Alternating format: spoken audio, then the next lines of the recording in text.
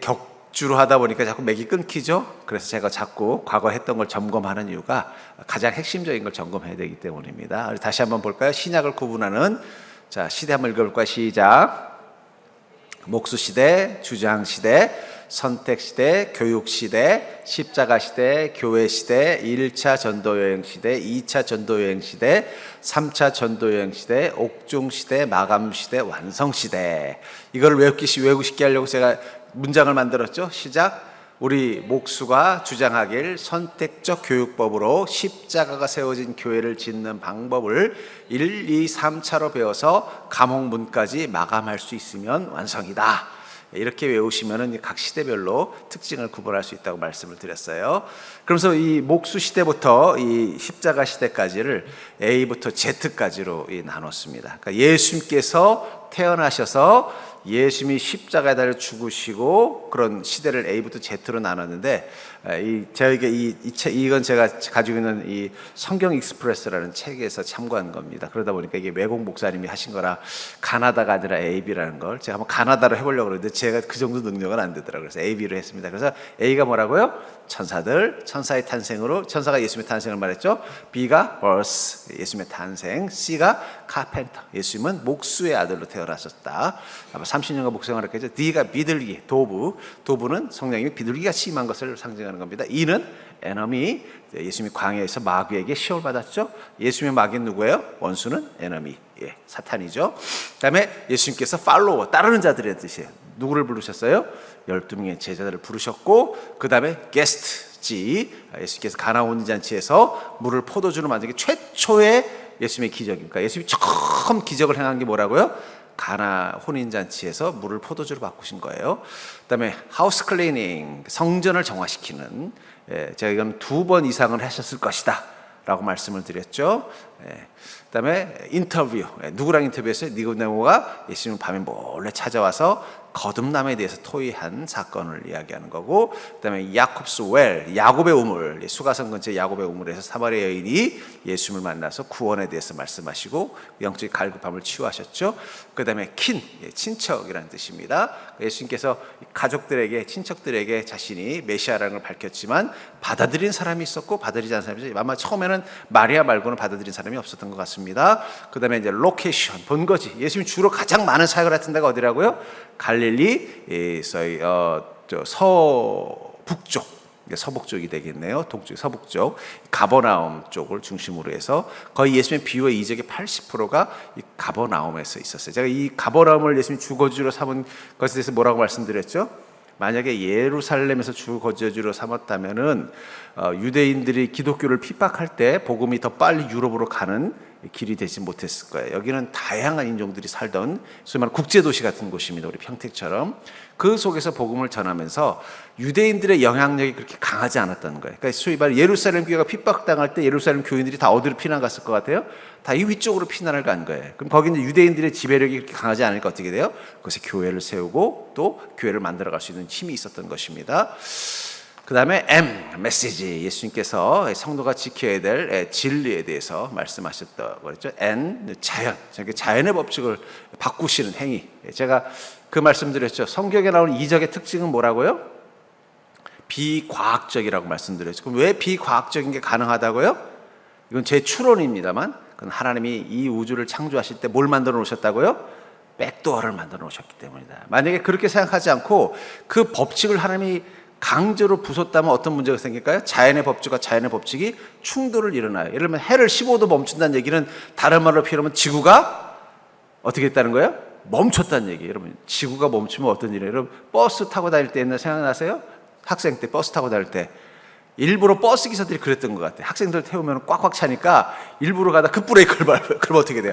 앞으로 쫙 밀리면 공간이 생기면 또 다음 칸에서 또 태우는 거예요. 이제 막 완전 시루떡 만드니까. 그런 것처럼 지구가 만약에 멈추잖아요. 그럼 여러분들이 상상하는 태풍의 수만 배의 엄청난, 거의 핵폭탄보다 더 무서운 광풍이 분다고 생각해요. 그럼 다 멸망하는 거예요. 근데 왜 그런 일이 안 일어났어요? 해를 멈췄는데도 하나님의 백도어가 있기 때문이다. 그러니까 여러분들 만약에 이거는 비과학적이다 그런 말해요. 그거는 네가 몰라서 그런 거야. 야, 컴퓨터 프로그램과 컴퓨터를 만들 때도 백도어를 만드는데 하나님이 우주 창조하실 때 백도어 안 만드셨겠니? 하나님 봐서 이건 좀 내가 들어가서 개입해야겠다 하면 하나님 만드신 창조 법칙 속에서 그걸 뛰어넘을 수 있는 문을 안 만들어 놓으셨겠냐? 이렇게 말씀하시면 돼요. 그러면 성경은 뭐예요? 그건 비과학적인 허구적인 게 아니라는 거예요. 하나님 여러분들이 가지고 있는 스마트폰도 다 백도어 있어요. 가끔 이 TV도 보니까 AS 기사 물어보면 뭐 이렇게 푹 치면 갑자기 모르는 화면이 쫙 뜨더라고요. 신기해서 이렇게 보면은 그 뭐예요? 그 관리자만 이용할 수 있는 그런 프로그램의 방이 있는 것처럼 분명히 우주에도 하나님의 백도어가 있을 것이다. 이거는 제가 이게 과학적인 건 아니고 제 추론입니다. 근데 제가 보기엔 맞는 것 같아요. 하나님 백도어가 있으신 것 같아요. 그 백도어가 여러분들의 인생 가운데도 있을 수 있습니다. 그럼 어떻게 돼요? 그게 바로 우리가 기적을 경험하는 것입니다. 반대! 하나님의 예수 그리스도를 구주로 선택하는 것을 반대한 사람들이 있었죠. 근데 그들이 반대한 이유는 뭐라 그랬어요? 겉으로는 다른 진리 가 가지고 있다고 말했지만 실제적으로는 주도권을 뺏기고 싶지 않았던 거예요, 예수님께. 그러다 보니까 어떻게 돼요? 자꾸 예수님 반대하고 죽이려고 하는데 그 배경에는 사탄이 있다는 것입니다. 우리 교단에 우리 한국교회 목회 데이터 연구소라는 데가 있어요. 거기는 뭐냐면 이제 기독교의 목회와 여러 가지 기독교의 현상들을 소위 말하는 통계학적으로 연구하고 분석하는 단체인데 거기 그 데이터를 이렇게 그 연구소장님이 재밌는 말을 하더라. 근데 교회에서 한 게 아니라 어떤 일반 뭐라 그러더라? 어떤 유튜버 사이트인데 여러 가지 사회 현상이나 이런 것들을 다루는 데서 이런 얘기를 하더라고요. 기독교가 왜 요즘 쇠퇴하는 이야기를 하면서 사람들이 교회를 떠날 때 한 평균 한 72%인가가 교회를 떠난 이유를 뭐라 그러냐면 72%인가 60몇 프로가 70몇 프로라는 것 같아요. 이 교회에 대한 불만 때문에 떠났다. 뭐 불만이라는 게 뭐 목회자에 대한 불만도 있고 교회 운영에 대한 불만도 있고 함께하는 성도들에 대한 불만도 있고라고 떠났다는 거예요. 근데 실제로 그 72% 중에 정말 교회가 불만이어서 떠난 사람들은 15%밖에 안 된대요. 그럼 나머지는 뭐냐? 자기 개인적인 이유라는 거예요. 근데 개인적인 이유를 뭐라 그래요?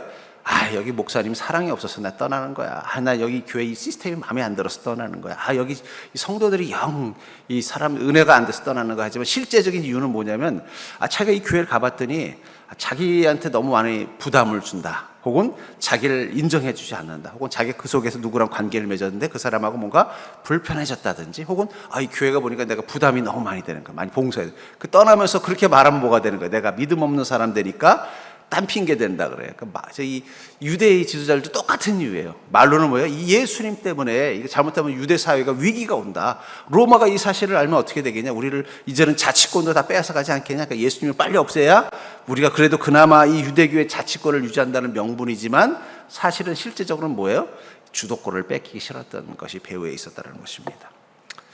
그다음에 비유. 예수님께서는 이제 비유를 통해서 예수님의 말씀을 많이 전했습니다. 왜 비유를 가지고 했느냐? 물론 예수님께서 또 성도 그 당시 때 예수님의 말씀을 들었던 이들이 어떤 분들이에요? 그렇게 지혜가 많지 않은 사람들이에요. 여러분 우리 시대는 여러분들 정도의 지식을 가지고 2000년 전에 가면 다 저희 조선 시대 가면 다 성균관에 유학생들을 해야 돼요. 엄청 우리 현대인들은 엄청 똑똑해진 겁니다. 옛날 2000년 전 시대나 그 시대에 비하면 우리가 지적 수준이 엄청 높았단 말이에요. 그 시대는 어때요? 그 정도가 아니었어요. 문맹자들도 엄청 여러분 왜 서기관이 왜 필요할까요? 그건 글을 쓸 수 있는 사람들이 없었기 때문에 서기관이 필요한 거예요. 서기관은 뭘 하느냐? 성경을 필사하고 성경의 기록들을 전승하는 거예요. 옛날에 인쇄술이 발달하지 않으니까 어떻게 다 일일이 필사를 해야 되잖아요. 그러니까 성경을 필사하니까 뭐가 돼요? 성경의 지식을 많이 알고 성경의 지식을 많이 하니까 성경학자가 되는 거예요. 근데 그 근원이 뭐냐? 글자를 아는 사람들이 많지 않았기 때문에. 이 문맹률이 엄청 높던 시대 때 또 성도들에게 또 영적인 세계를 가르쳐 주려면 주님께서 가장 많이 쓰기 쉬운 방법은 뭐예요? 비유예요. 그러니까 옛날 전승들은 보면은 이 소위 말하는 스토리텔링이 많고 비유가 많아요.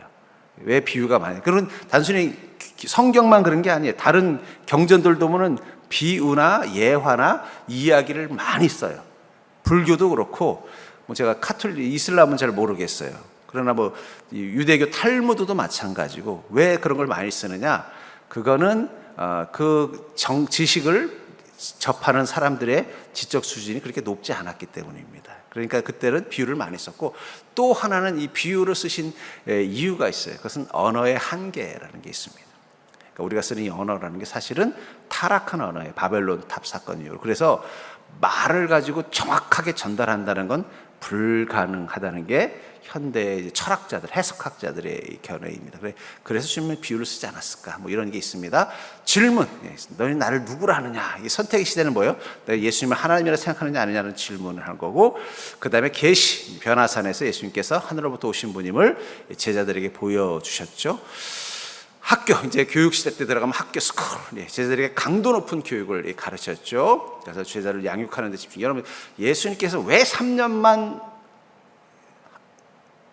일을 하셨을까요? 정말 병자들을 치료하고 또 여러 가지 오병이의 이적을 일으키는 것이 주 목적이었으면 3년은 좀 너무 짧지 않습니까?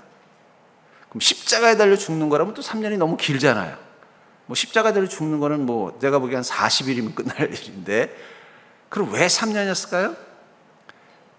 3년은 제자들을 양육하는 시간입니다. 대학교가 몇 년이에요?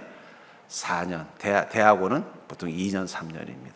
그러니까 사실은 예수님이 왜 3년만 이 일을 하셨느냐? 만약에 병자들을 치료하고 그들을 불쌍히 여기고 구원하는 일이 주였으면 사실은 3년이 아니라 30년도 하셨어야 됐어요. 근데 그렇게 하지 않고 왜 3년이라는 짧은 시간만 그 병자들을 치료했느냐? 또 십자가에 달려 죽는 일만 하려고 하셨으면 또 3년은 굳이 길어요. 한 1년만 가지고 충분히 다 할 수 있는 일이에요. 뭐 1년도 필요 없죠? 근데 왜 3년을 했느냐? 그 3년은 제자들과 함께. 실제로 어떤 한 사람이 한 분야에서 어느 정도 프로가 되려면 적어도 3년의 숙련이 필요합니다. 그렇죠? 그러니까 보면 어떻게 돼요? 학교도 한 3년 이상 고등학교도 한 3년 다녀야 조금 공부를 한 것 같고 하는 게, 3년이라는 시간은 결국은 예수님께서 이 3년의 공생애를 통해서, 물론 1차적으로는 십자가에 달려 죽으심을 통해서 우리의 죄를 사하시는 제물이 되는 그 사건이 제일 중요한 메인이었고, 2차적으로는 뭐라는 거예요? 바로 제자들을 훈련시키고 교육하는 것입니다. 교회도 마찬가지예요. 교회의 가장 큰 역할은 뭐예요? 그러니까 여러분들이 예수 그리스도를 구주로 영접해서 죄와 사망으로도 부활한 자가 되게 만드는 게 1차적인 거고, 이거는 구주를 영접만 하면 되는 거예요. 그렇잖아요. 이게 전부라면은 앉혀놓고 제가 복음 전하고 내 앞에서 아멘 고백하게 하고 침 내주고 그러면 그걸로 역할 끝난 거예요. 근데 그 다음 단계가 뭐예요? 제자가 되게 만드는 데 필요한 시간이라는 거예요. 제자가 되게 만드는.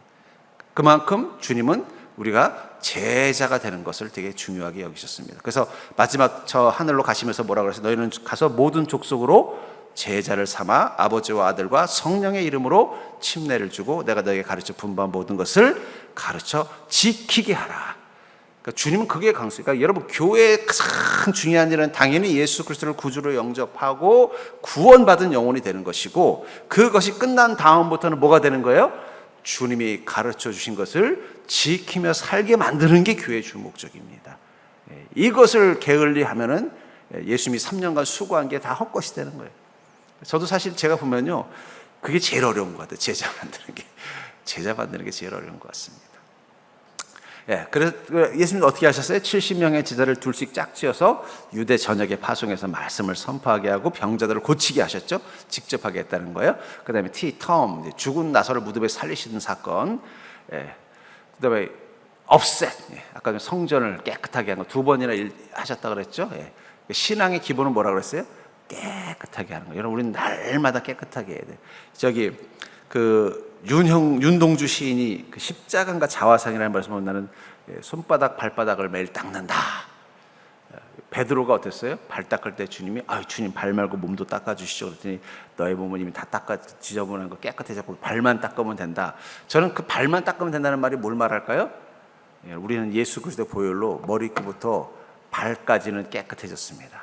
그러나 우리의 발은 계속 어디를 딛고 있어요? 죄와 욕망이 가득 이 세상을 계속 딛기 때문에 어떻게 돼요? 돌아오면 발은 닦아야 돼요. 마음에 발이 있어요. 세상 속에서 다시 오염된 죄는 한 번 닦아서 끝나면 안 되고 계속, 그거는 주님 앞에 계속 닦아야 돼요. 주님의 소위 말하는 손 앞에, 그 물을 들고 계시는 주님의 손 앞에 우리 발을 내어놓고 계속 깨끗하게 하는, 그래서 신앙의 기본은 깨끗하게 하는 것입니다. 그 다음에 비전, 장차에 일어날 일들에 대해서 주님 말씀해 주시죠. 그 다음에 이제 뷰를 적고 생각했습니다. 그 교육시대 주요 사건, 이거는 이야기를 좀 지나가고,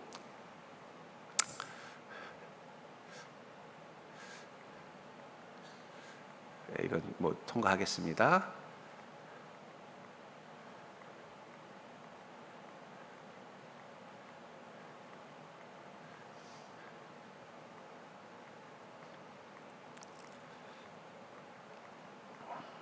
자, 십자가 시대. 예수께서 이제 제자들을 세우시고 이제 마지막으로 하신 일이 뭐예요? 십자가에 달려 죽으시는 일이죠. 그런 의미에서 예수께서 행하신 모든 일들과 선포하신 모든 말씀을 확정하는 두 가지 사건이라고 말하자면 두 가지. 하나는 뭐예요? 십자가를 지신 것과 부활하신 것입니다. 그러니까 십자가가 없는 예수 그리스도는 그는 진정한 예수 그리스도가 아니에요. 부활이 없는 예수 그리스도도 우리가 진정한 예수 그리스도를 믿는 게 아닙니다. 우리가 믿는 예수 그리스도는 어떤 분이에요? 십자가를 지시고 부활하신 분입니다. 그러니까 여러분들 세상에 가짜 예수들의 특징이 뭔지 아세요? 그들은 십자가가 없어요. 부활만 있습니다. 가짜 예수들의 특징이 뭐냐? 그들의 삶에는 십자가의 흔적이 없다라는 거예요. 그렇죠. 가짜들인데 뭐하러 개고생을 합니까? 성도들 홀려가지고 돈 빼앗고 죄 짓고 자기 욕망 채우는데 바쁘지. 그래서 보면 이단들의 특징이 뭔지 아세요? 돈과 권력의 욕심이 많아요. 모든 이단들은 다 보면요, 이단 교주들을 보면은 뒤에서 뭐 하느냐? 자신의 돈을 모아요. 그리고 그 돈을 가지고 어떻게 해야 돼요? 권력 있는 사람들의 권력을 사요. 그 사람들이 자기가 가짜라는 걸 알기 때문에 어떻게 해야 돼요? 이 자기를 추종하는 사람들이 자기의 실체를 알았을 때 자기를 지켜줄 수 있는 건 뭐밖에 없는 거예요? 돈과 힘밖에 없다는 걸 알기 때문에 꼭 이단 교주들의 특징이 뭐냐? 돈을 모으고 권력을 가지려고 해요. 막 정치권에 손을 연대고. 근데 예수님 보십시오. 예수님은 이 두 가지를 철저히 멀리 하셨잖아요. 그렇죠? 그래서 예수님이 진짜 하나님이에요. 그러니까 여러분, 만약에 뭐 우리 교인들은 그런 게 없지만 세상에 자꾸 이상한 어떤 이단에 빠진 사람이 있으면 그 얘기를 하세요. 그 십자가와 부활이 없는 돈과 권력을 탐하는 자는 절대 하나님이 될 수 없다. 이렇게 얘기하시면 됩니다. 자, 그 다음에 이제 시슴. 첫 번째 W 시슴, 와싱이라고 그러죠. 예수님께서는 십자가에 달려 돌아가시기 전에 마지막 유월절에 무엇을 하셨어요? 제자들의 발을 씻으셨다. 결국 십자가의 목적은 뭐예요? 주님께서 그 십자가의 목적은 씻는 것입니다. 무엇을 씻는 거예요? 죄를 씻는 거예요. 이 십자가의 원형이 뭐냐? 그것은 바로 제사입니다. 기독교뿐만 아니라 모든 종교에는 반드시 제사, 우리 제사 그러면 자꾸 유교만 따르지만 우리가 표현을 그렇게 제사나 예배나 원어사고는 다 똑같은 말이에요. 근데 그 제사의 공통점이 뭔지 아세요? 제사의 공통점에는 첫째는 제사를 주관하는 제사의 대상이 되는 신이 있어요. 그러니까 모든 종교, 비교 종교학적으로 제사의 대상이 되는 신이 있어요. 그렇죠? 유교에서도 누가 신이에요? 죽은 조상의 귀신이 신이에요. 그러니까 유교도 종교라고 말할 수밖에 없는 게 신이 있기 때문에. 두 번째, 그 제사를 주재하는 제사장이 다 있어요. 왜 우리나라는 유교 사회에는 왜 장자가 중요하냐? 각 집안의 장자는 뭐 하는 사람이에요? 제사장의 역할을 했어요. 그러니까 옛날에 종교들은 가정 중심의 종교 시대였잖아요. 아브라함도 보면 그때는 가족의 가장이 누구예요? 제사장이었어요. 그래서 이제 이거를 이제 인간의 발전사로 보면요, 이게 한 부족에 신이 있으면 그 신을 섬기는 제사장의 역할을 누가 하냐면 추장이에요. 그럼 추장이 하면 그 추장은 어떤 존재가 되는 거예요? 그 부족들과 신들을 연결해주는 존재가 되는 거예요. 그렇기 때문에 옛날에 왕들은 다 어떤 존재냐? 바로 제사장의 역할을 하던 존재, 신적인 존재라는 거예요. 그래서 바로 같은 사람은 어떻게 돼요? 신의 아들이다. 뭐 이런 표현들이 있죠. 근데 그 다음에 또 뭐가 있어요? 재물이 있다. 재물이 없는 제사는 없습니다. 그렇죠? 여러분, 우리 권사님 옛날에 예수 믿기 전에 제사 지낼 때, 뭐 예를 들면 뭐 할아버지 제삿날이다. 그럼 시장 가서 뭐 사오세요? 홍동백서 뭐 이런 거 사오잖아요. 그렇죠? 저도 저희 어머님이 예수님 믿기 전에 저희도 종갓집이니까 아우 제사라면 저희 어머니 맨날 그래요. 그때 정말 하나님이 우리 아버지, 너희 아버지 마음 바꿔서 예수 믿게 안 했으면 엄마는 벌써 죽거나 도망갔을 거예요. 너무 제사에 힘이 들어가지고 막 너무 힘들었다는 거예요. 근데 보면요, 이렇게 아버지 뭐 이렇게 막 한자로 충문 쓰시고 그 과일도 보면은 한겨울이라도 어떻게 돼? 다 과일 제대로 다 가져요. 재물이 있어요, 재물. 그리고 밥도 어떻게 돼요? 딱 숟가락 이렇게 딱 해. 그래서 옛날에 밥 위에다가 숟가락 얹어놨다가 아버지한테 많이 혼났어요. 왜냐면 밥 위에다 숟가락 얹으면 그게 뭐가 되는 거예요? 꽂아 놓으면 제사 지는 거라 그래서 엄청 많이 혼났습니다. 기억이 납니다. 그 재물이었던 거죠. 그게 재물. 그러니까 모든 종교는 재물이 있는 거예요. 근데 그 재물의 목적이 뭐예요? 재물을 드리는 사람의 죄를 씻음 받는 게 재물의 목적이에요. 그러니까 자신들이 섬기는 신에게 이 재물을 주면서 뭘 말하는 거예요? 이 재물을 드린 사람을 향해 신이 가지고 있는 노여움이나 분노를 어떻게 하라는 거예요? 이 재물에게 대신 받아주시고 자신에게는 복만 달라고 하는 게 이 재물의 목적입니다. 그러니까 예수님이 십자가 달리셨다는 얘기는 뭐예요? 재물이 되신, 그 재물을 통해서 뭘 하신 거예요?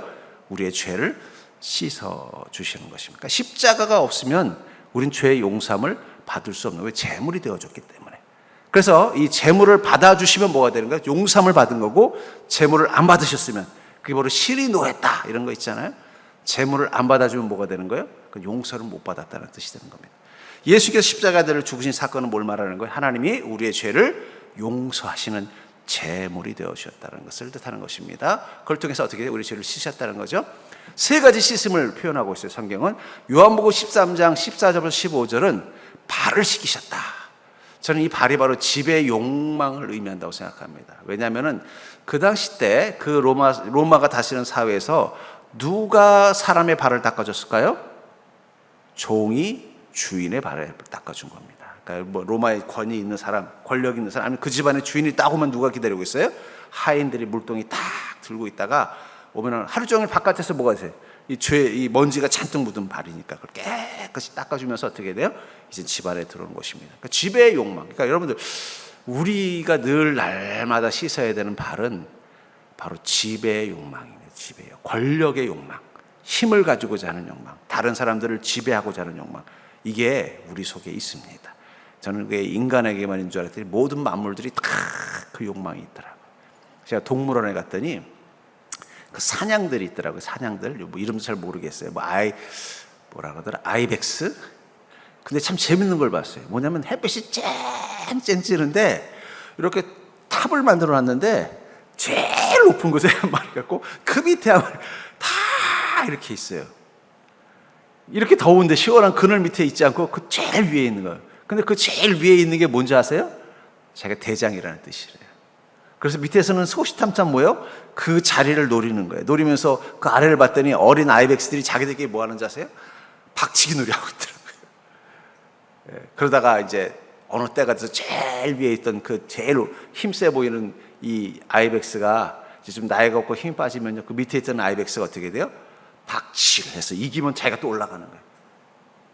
그러니까 이게 힘을 숭배하고 힘을 가진 자가 되고 다른 이들을 지배하고 다스리려는 욕망은 사실은 모든 생명 속에 있습니다. 그리고 그 생명 속에 그게 들어간 원인이 뭐예요? 그게 선악과예요. 그래서 이 선악과는 우주적인 타락의 근원이라고 신학자들은 봅니다. 그래서 우리는 매일매일 그런 욕망이 있어요. 근데 그 욕망이 때로는 교회 안에 와서도 그럴 때가 있어요. 교회 안에서도 내가 다른 사람들을 위에 서고 싶어하고 다스리고 싶어요. 그러니까 예수님의 발을 닦아준 이 사건, 성경 구절 한번 읽어볼까요? 시작.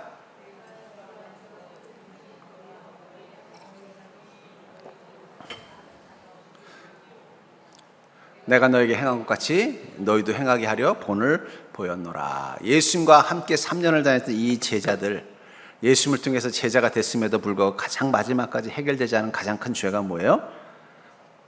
자기가 섬김받고자 하는 욕망이라는 거예요. 높아지고자 하는 욕망. 그들 앞에서 주님이 어떻게 하신 거예요? 발을 씻겨주신 거예요. 십자가는 그런 의미가 있다는. 그러면서 뭐라고 말씀하신 거예요? 너희 발을 내가 주와 또 선생님인데도 불구하고 너희 발을 씻었으니 너희도 서로 발을 씻어주는 것이 옳으니라. 내가 너에게 행한 같이 너희도 행하게 하려 하여 본을 보여. 예수님이 그렇게 하신 건 뭐라는 거예요? 내가 너희를 너무 사랑한다는 걸 보여주는 것이 아니라 뭐라는 거예요? 너희들도 나와 같이 하길 원한다는 거예요. 예수님께서 발을 닦아주신 이유는 뭘 의미하는 거예요? 섬기는 자가 되게 하시기 위해서라는 거예요. 그래서 주님 뭐라고? 누구든지 섬김을 받으려 하는 자는 섬겨야 할 것이다. 그리고 누구든지 낮은 자가 높아진다고 말씀하신 이유는 뭐예요? 그게 바로 우리가 가지고 있는 가장 근원적인 죄이기 때문에 지배하고자 하는 자, 높아지고자 하는 욕망. 마치 내 발에 묻은 이 먼지처럼 우리 속에 끊임없이 있는 거예요. 그걸 우리는 십자가 앞에서 씻는 것입니다. 그래서 여러분, 십자가 앞에 서면 우리는 늘 뭘 고백해요? 죄인이라는 걸 고백하는 거예요. 왜 십자가가 부담스러워요? 그 십자가에서 뭘 보는 거예요? 나를 죄를 위해서 죽으신 예수님이 보는 거예요. 내가 죄인이라는 걸 생각할 수밖에 없게 만드는 게 십자가라는 거예요. 그러다 보니까 어느 순간 우리도 모르게 십자가는 자꾸 멀리하고 부활만 보려고 그래요. 근데 사실은 십자가가 더 큰 의미가 있어요. 뭐예요? 우리의 죄가 용서받아야 된다는 존재라는 거. 그걸 깨닫는 게 바로 깨닫는 게 십자가입니다. 그 다음에 두 번째, 씻음. 주의 만찬입니다. 주의 만찬을 통해 주님께서 이 떡을 주시고 피를 주시면서 나의 살이고 나의 피다. 이것을 마태복음 26장 26절 28절 한번 읽어볼까요? 시작.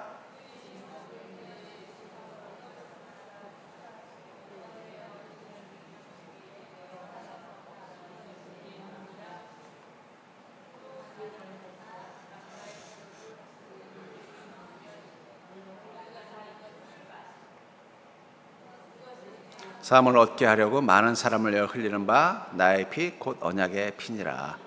주님께서 이 떡을 주시면서 뭐라고 말씀하셨어요? 이건 내 몸이고 내 살이다. 우리가 이것을 우리 어떤 카톨릭에서는 그걸 먹는 순간 이 주님의 살과 피가 우리 안에 들어온다.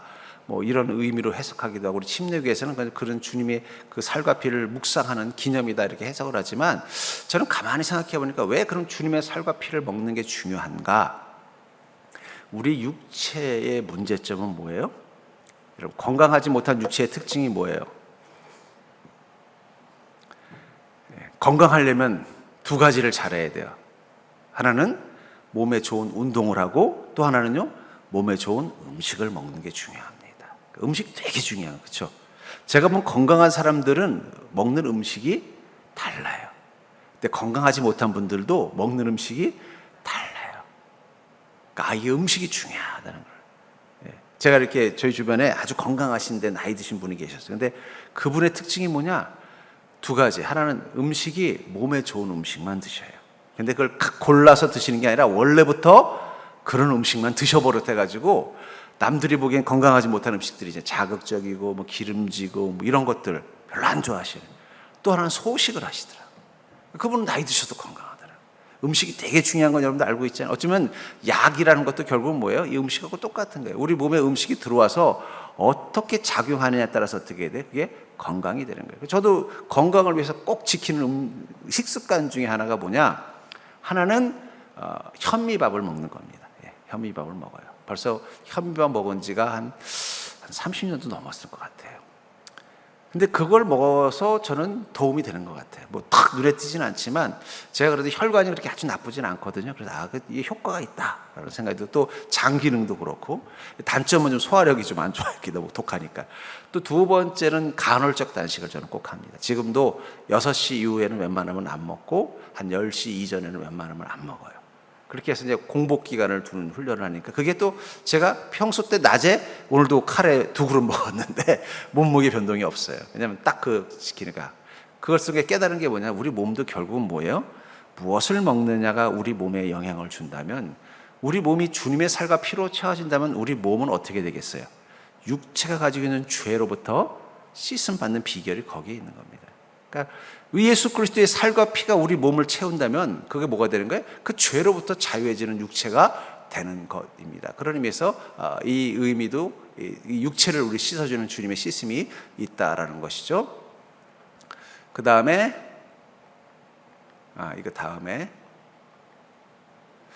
세 번째, 감추어진 죄를 씻어주신다는 거예요. 마가복음 14장 18절 한번 읽어볼까요? 시작. 다 앉아서 먹을 때 예수께서 이르시되 내가 진실로 너에게 이르노니 너희 중 한 사람 곧 나와 함께 먹는 자가 나를 팔리라 하신대. 예수님이 십자가 달려 돌아가시기 전 성만찬을 할 때 주님 뭐라고 말씀하셨어요? 너희 중에 한 명이 나를 팔 것이다. 여러분, 가룟 유다는 왜 그랬을까요? 돈이 궁해서 그랬을까요? 그러기에는 그 돈이 그렇게 큰 돈은 아니었습니다. 또 가룟 유다는 어떤 사람이었어요? 재정을 맡았어요. 내가 보기에는 그 유대인들에게 예수님 팔아서 버는 돈보다 재정을 착복하는 게 더 쉬웠을 것 같은데. 두 번째, 읽어볼까요? 시작. 여짜오되 다 버릴지라도 나는 그러하지 않겠나이다. 예수께서 이르시되 내가 진실로 내게 이르노니 오늘 이 밤 닭이 울기 전에 내가 3번 날. 그때 주님, 베드로는 어떻게 난 무슨 일이 있어도 주님을 부인하지 않겠다고 했는데 3번 부인하죠. 그래서 베드로가 힘있게 말하되 내가 주와 함께 죽을지언정 주를 부인하지 않겠나이다 하고 모든 제자도 이와 같이 말하다. 우리는 주님 부인하지 않겠다고 말했다는 거예요. 또 하나 51절 한 청년이 벗은 몸에 배옷의 이불을 두르고 예수를 따라가다가 무리에게 잡힘에 배옷 이불을 버리고 벗은 몸으로 도망하니라. 누구예요? 사도 요한 이야기입니다. 이 가룟 유다도 베드로도 사도 요한도 다 예수님께 충성했던 12제자 중에 하나예요. 그래서 그들은 주님을 온전히 따르는 자라는 자기 착각을 가지고 있었지만 그 안에 뭐가 있었다는 거예요? 감춰진 죄가 있었다는 거예요. 제가 이 칼 융이라는 유명한 이 심리학자를 좋아합니다. 그의 책들을 많이 봤는데 칼 융의 이론 중에 하나가 뭐냐면 이 그림자 이론이라는 게 있어요. 뭐냐면 사람들은 다 자기 안에 그림자가 있다라는 거예요. 겉으로는 선하지만 그 속에는 악에 대한 그림자가 있다라는 거예요. 그러니까 여러분 가끔 그러잖아요. 정말 존경받는 사람이 이상한 짓을 하는 경우들이 있죠. 그 위선자일 수도 있지만 뭐예요? 그 안에 그림자가 있다라는 거예요. 그게 우리가 타락한 증거라는 거예요. 선을 행하면 행할수록 자기 내면 속에 뭐가 있는 거예요? 악에 대한 충동성이 강해지는 거예요. 그게 그림자다라고 말을 합니다. 그렇기 때문에 우리는 감히 하나님 앞에서 못하는 거예요? 자신을 의인이라고 말할 수 없는 게 우린 다 그림자가 있기 때문이에요. 그러니까 그림자까지 까서 다 보여주면 아마 분명히 예수님 하나님의 심판대 앞에 서면요, 우리의 보이는 모습, 우리가 한 말, 우리가 살았던 삶뿐만 아니라 우리 안에 있는 그림자까지 다 보여주는 시간이 올 거라는 거예요. 마치 그림자는 뭐가 같다고 할까요? 제가 옛날에, 지금은 대신방들을 안 봤지만 대신방 가면은요, 우리 성도님들이 어떻게 해요? 대청소를 하는데 대부분 어떻게 대청소해요? 한쪽 방에다 다 몰아놔요. 그래서 신방할 때 목회자들이 절대 하면 안 되는 게 뭐냐? 이 방 저 방 보겠다고 문 열면 안 돼요. 딱 급하면 화장실만 마루와 화장실을 벗어나면 안 돼요. 왜냐하면 그 안에 뭐가 있어요. 겉으로 보기에 지금 우리 집사님 정말 깨끗하게 사시네. 하지만 속에 뭐가 있는 거예요? 거기 개자는 빨래, 뭐 걸레, 뭐 잡동사니들이 잔뜩 있는 방이 있단 말이에요. 그런 것처럼 우리가 밖으로 보이기에는 그래도 교양이 있고 선해 보이고 예수님 만나고 나서 말씀과 믿음으로 정화된 우리 모습도 있지만 여전히 우리 마음의 한쪽 방구석에 뭐가 있어요? 정리되지 않은 죄가 그대로 있다. 그게 이제 융이라는 사람이 말하는 이 그림자 이론이에요. 그래서 그 그림자를 발견하는 게 중요하다는 거예요. 자기의 그림자를 아는 사람만 자신의 죄를 다루게 되고 그 죄를 다룰 수 있는 사람만 그 그림자가 주는 힘, 무의식적인 힘을 이겨낼 수 있다는 거예요. 그걸 직면이라고 또 말합니다. 그러니까 우리 다 자기 그림자. 그리고 또 이런 말을 해요. 자기 그림자를 발견하고 볼 수 있는 사람만 다른 사람의 그림자도 볼 수 있다는 거예요. 그런 이야기를 합니다. 무슨 얘기예요? 내가 이런 죄가 있구나. 나도 내 자신도 감추고 있었던 이 죄와 악들의 이런 모습이 여전히 내 마음의 골방에 잔뜩 있구나. 이걸 발견하고 나면 그 다음부터 뭐가 보이냐면 다른 사람들의 그림자도 보인다는 거예요. 저 사람은 저런 죄가 있고 저런 어리석음이 있고 저런 어두운 모습들이 있구나. 근데 자기의 그림자를 보지 않고 자꾸 감추려고 하는 사람들한테는 다른 사람의 그림자도 보이지 않는다. 뭐 그런 식의 이론을. 근데 저는 그 말에 100% 공감을 합니다. 그러니까 여러분들 우리가 왜 우리의 죄, 결국 우리 안에 있는 그림자를 다뤄야 되느냐? 내 죄를 바라볼 수 있어야 그 죄를 어떻게 해요? 주님께 내어놔야 그 죄가 영향을 안 미치는 거예요.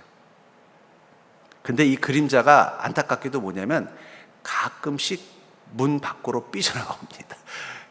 급하게 잘 놀았다고 생각했는데 갑자기 방문이 열리면서 우르르 쏟아지는 것처럼 가끔씩 우리 삶 가운데 튀어나오는, 그게 바로 무의식적 행위라고 그래요. 무의식적 행위. 그런 게 있다라는 거예요, 우리 안에.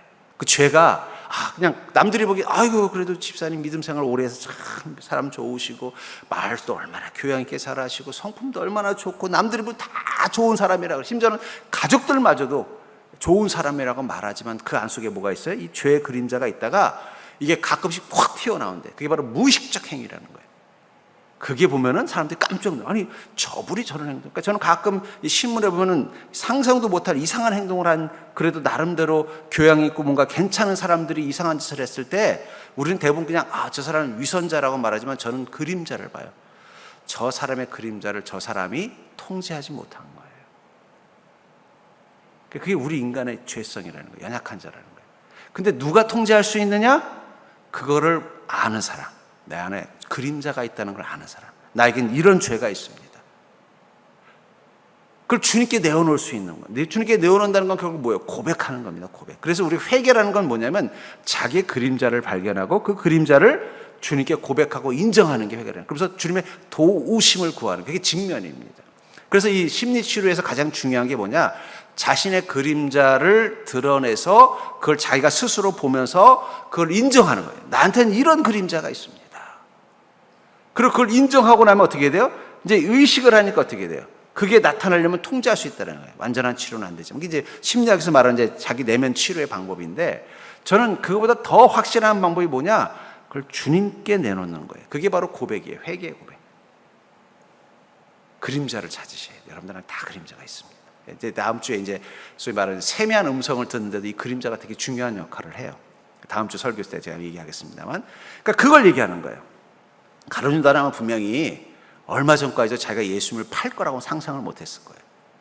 물론 불만이 있었어요. 예수님 자꾸 왜 유대 지도자라고 이렇게 트러블이지? 나는 좀 유대인들하고 사이좋게 지내서 나를 좀, 우리도 좀 편한 길, 좋은 길 갈 수 있고 미래도 좀 준비할 수 있게 해주면 좋은데, 예수님 자꾸 이게 가난한 자들에게 다 돈 다 주고 나눠주고, 이거 돈이 한 푼도 없으면 맨날 쩔쩔매게 만들고, 나는 또 예수님 다니면서 먹고 살만한 줄 알았더니 그냥 내가 가져온 돈까지 다 털어서 예수님 하느라고 그냥 나도 어려워지고, 막 불만은 있었지만 자기가 예수님을 팔 거라고까지는 상상을 못한 거예요. 근데 어느 날 갑자기 자기 안에 이 죄의 그림자가 확 뛰어나서 자기도 모르게 뭐라고 있는 거예요? 어느 순간 유대인들 앞에서 예수님을 팔고 있는 자신을 본 거예요. 베드로가 자신이 정말 예수님을 3번 부인할 거라고 상상했을까요? 자기 정도라면 주님과 함께 죽을 수 있다고 생각했어요. 실제로 나사로가 죽었다는 소식을 듣고 나사로를 예수님께 살리러 갈 때, 그때 이미 유대인들하고 예수님하고 사이가 너무너무 나빠졌잖아요. 그래서 제자들이 반대했고, 왜냐하면 그 베다니가 예루살렘 바로 옆에 있는 동네거든요. 잘못해도 유대인들한테 걸리면, 아까도 말했잖아요. 가버나움 지역은 유대인들의 지배력이 약한 곳이에요. 거기서는 예수님 뭔 말을 해도 유대인들이 함부로 할 수가 없어요. 근데 예루살렘은 어떻게 돼요? 유대인들의 자치권이 있던 곳이에요. 거기서는 말 잘못하면 어떻게 돼요? 이 제사장들이 맘만 먹으면 죽일 수 있는 곳이란 말이에요. 그러니까 제자들은 그 베다니 그 예루살렘 옆인데, 그냥 뭐 병 들었다고 하니까 그냥 가시죠. 그랬더니 아니다, 가야 된다는 거예요. 걱정이 태산인 거예요. 왜냐하면 듣는 정보에 의하면 지금 유대인들이 예수님을 만나기 예루살렘에 오기만 하면 죽이겠다고 이미 작심하고 있다는 걸 알고 있었기 때문에. 그러니까 베드로가 뭐래요? 야, 우리 주님과 함께 죽으러 가자. 이렇게 말하는 장면이 나옵니다. 베드로는 자기가 예수님을 3번 부인할 거라고 상상을 못했어요.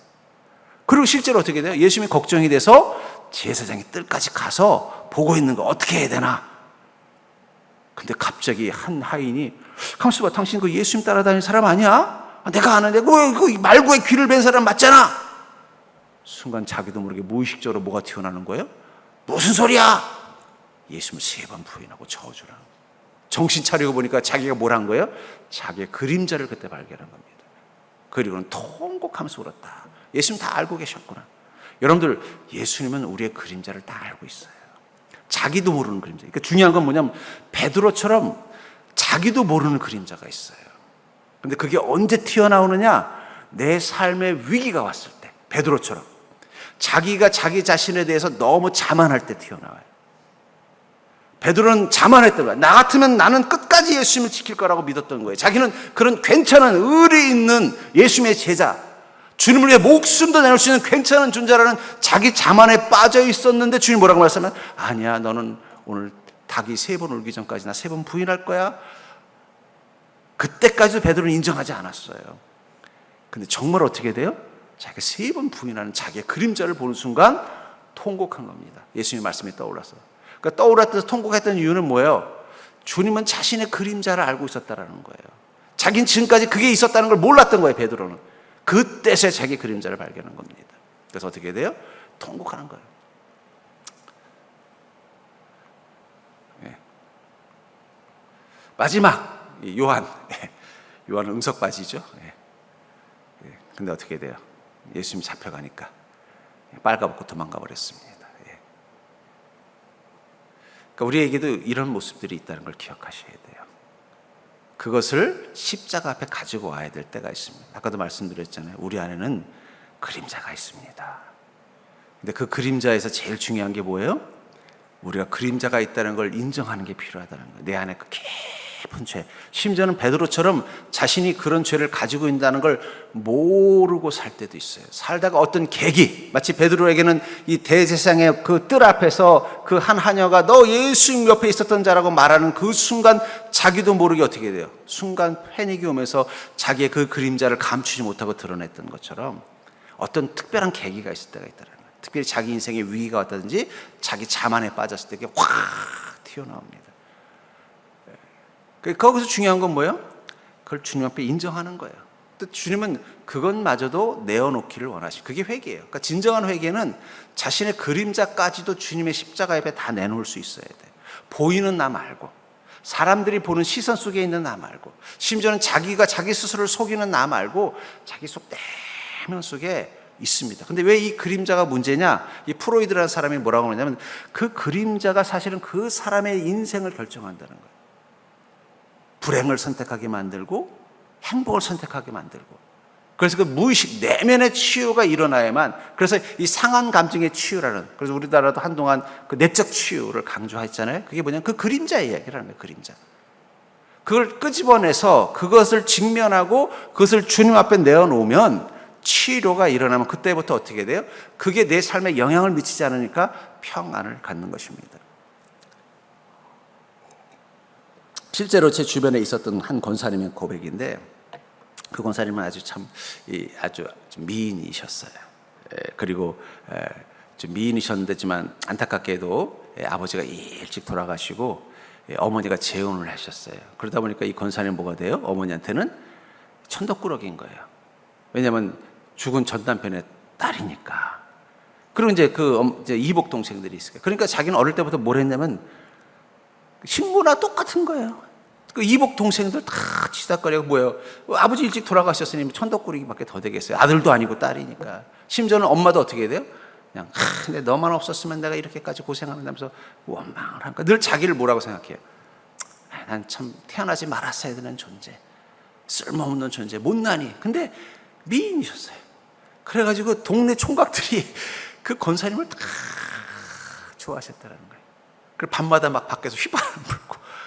근데도 늘 에이 내가 뭐 하면서 그걸 자신이 그런 존재라는 걸 못 느꼈다는 거예요. 그리고 늘 그 가족들에 대한 어떤 책임감, 나는 내 동생들을 챙겨야만 그나마 이쁨 받는 존재라는 그 마음을 가지고 고생하면서 동생들 막 챙기고 그렇게 평생을 살았대요. 또 그리고 결혼을 해도 결혼도 뭐 자기가 뭐 좋아서 했다기보다는 그래 내가 저 사람 결혼하면 내 동생들도 좀 돌봐줄 수 있겠지, 이런 마음 가지고 결혼했는 거예요. 그러니까 철저히 뭐예요? 나는 못 낳고 나는 우리 동생들을 위해서 희생해야 그게 나야 라는 마음을 가지고 살았다는 거예요. 그리고 늘 뭔가 마음속에 공허하고 외로운 거예요. 그러다가 이제 그 결혼이 실패하고서 아마 그 결혼을 하시기 전이구나. 그 전에 한 남자를 만났대요. 근데 이 남자가 사법고시에 합격해서 판사가 된 거예요. 그래서 그분이 와서 고백을 했다는 거예요. 자기는 고등학교밖에 졸업을 못했는데 아무개 씨, 내가 당신을 처음부터 사랑했다고, 나랑 결혼해달라고 그랬다. 근데 자기도 모르게 그 순간 그 사람에게 화를 내고 나와버렸대. 그리고 집에 가서 펑펑 울었다는 거예요. 왜 그랬을까요? 자기 안에 그림자가, 사실 생각해 보세요.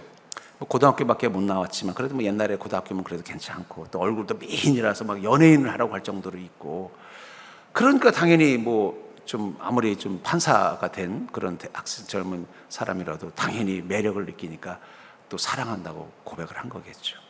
근데 자기는 그런 사랑을 받을 만한 자격이 없다고 생각하니까 거절을 한 거예요. 거절을 하고는 집에 와서 펑펑 울고는 누구한테 결혼했느냐?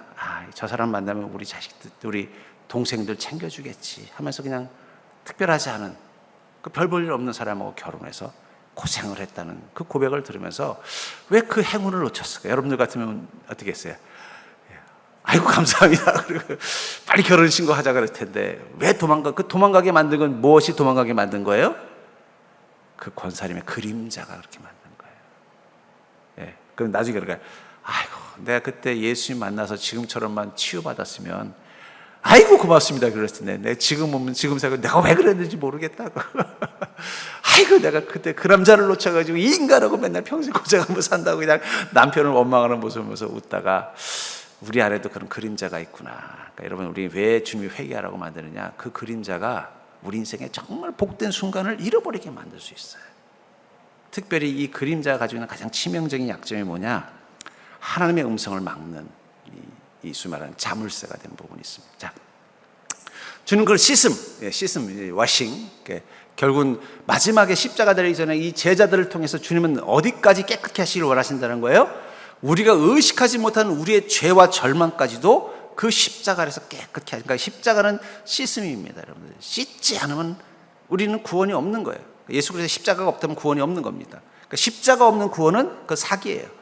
그 다음에 이제 execution이라는 말, 사형 집행으로 이렇게 해석을 했습니다만 예수님이 5번 신문을 받았다고 말하고 있어요. 우리 예수님 신문을 이렇게 많이 받는지 몰라서 혹시 우리 성도들이 잘 모를 것 같아서 한번 일본에 넣었습니다. 첫 번째는 제사장 안나스의 신분이 있습니다. 한번 요한복음 18장 12절부터 13절 한번 읽어볼까요? 시작.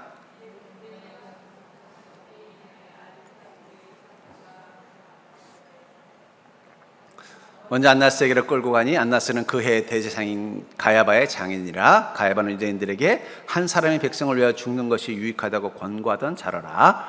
그러니까 결국은 이 뭐예요? 안나스는 아마 이 전제사장, 가야바의 장인, 실제적인 실세였던 것 같아요. 그래서 먼저 내가 이 예수를 보자. 그래서 이 사람을 어떻게 해야 될지 보자 하고는 보니까 어떻게 돼요? 얘는 예수는 십자가의 형을 해야 되겠다 해서 그 다음에 누구한테 보내느냐? 사내들인 공회원, 가야바가 있는 사내 공회원을 보냅니다. 거기서 예수님을 베드로가 3번 부인하죠. 우리가 알고 있는 그 바로 제사장의 마당들입니다. 한번 읽어볼까요? 시작. 그들이 예수를 끌고 대제사장에게로 가니 대제사장들과 장로들과 서인관들이 다 모였더라. 아마 제가 보기에는 그 안나스가 자기의 그 사람들을 시켜서 예수님을 끌고 온 거고, 왜냐하면 대제사장이 앞에서 그렇게 하기 좀 그렇잖아요. 하고 또 사람들을 동원해서 어떻게 해요?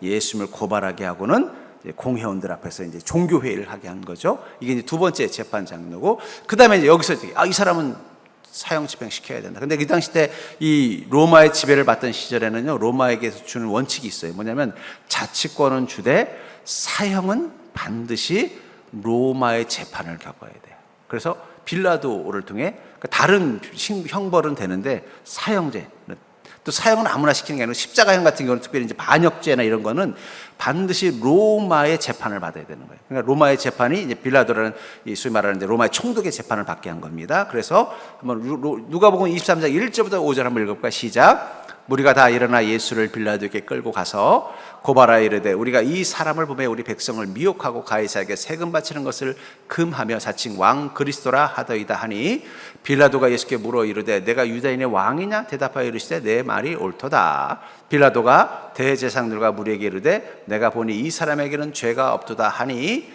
무리가 더욱 강하게 말하되 그가 온 유대에서 가르치고 갈릴리에서부터 시작하여 여기까지 와서 백성을 소동하게 하나이다 하면서 어떻게 빌라도를 소위 말하는 폭도의 대장으로 몰아가는 것입니다. 빌라도가 얘기해보니까 그냥 종교인이고 뭔가 종교적인 진리를 말하고 있는데, 우리가 그런 것까지는 우리는 신경 안 쓴다. 너희들이 신이라고 생각한다는 건 우리는 상관없다. 우리는 너희들이 로마의 소위 말하는 폭독을 일으키는 폭도냐, 이것만 나는 보겠다라는 거. 이 사람 죄가 없네 그랬더니 아니라는 거예요. 이 예수는 폭도를 조정하는 사람이다. 그렇게 속여야만 어떻게 돼? 십자가를 받기 때문이라는 거예요. 단순히 예수님이 하나님이라고 말했던 거 가지고 십자가를 줄 수는 없는 거예요. 많은 사람들을 구원하고 치료하고 이거 가지고 어떻게 하겠어요? 근데 이 사람이 지금 폭도, 소위 말하는 쿠데타를 일으키려고 하는 자다. 그 추모장 주동자다. 이렇게 이제 몰아간 겁니다. 근데 빌라도가 보니까 아니, 그렇지는 않은 것 같은 거예요. 그러다가 이제 핑계거리를 찾다 보니까 마침 헤롯이 왔다. 이 사람 유대인이라며? 그럼 유대인의 왕인 헤롯에게 가서 한번 심판을 받아봐라. 그래서 이제 소위 말하는 재판을 떠넘깁니다. 누가복음 이제 23장 6절부터 12절 같이 읽어볼까요? 시작. 빌라도가 그가 갈릴 사람이냐 물어 헤롯의 관할에 속한 줄 알고 헤롯에게 보내니 그때 헤롯이 예루살렘에 있더라. 헤롯이 예수를 보고 매우 기뻐하니 이는 그의 소문을 들었으므로 보고자 한지 오래였고 또한 무엇이나 이적 행하심을 볼까 하였던 연고로라. 여러 말로 물으나 아무 말도 대답하지 아니하시니 대제사장들과 서기관들이 서로 힘써 고발하더라. 헤롯이 그 군인들과 함께 예수를 업신여기며 희롱하고 빛난 옷을 입혀 빌라도에게 도로 보내니 헤롯과 빌라도가 전에는 원수였으나 당일에는 서로 친구가 되니라. 빌라도하고 헤롯은 왜 원수냐? 헤롯은 로마의 황제로부터 임명받은 지역의 왕이고 빌라도는 로마에게서 파송된 총독입니다. 그러니까 둘이 뭐가 되겠어요? 늘 그 이스라엘의 통치권을 가지고 서로 간에 알력이 있었던 거예요. 알력. 예.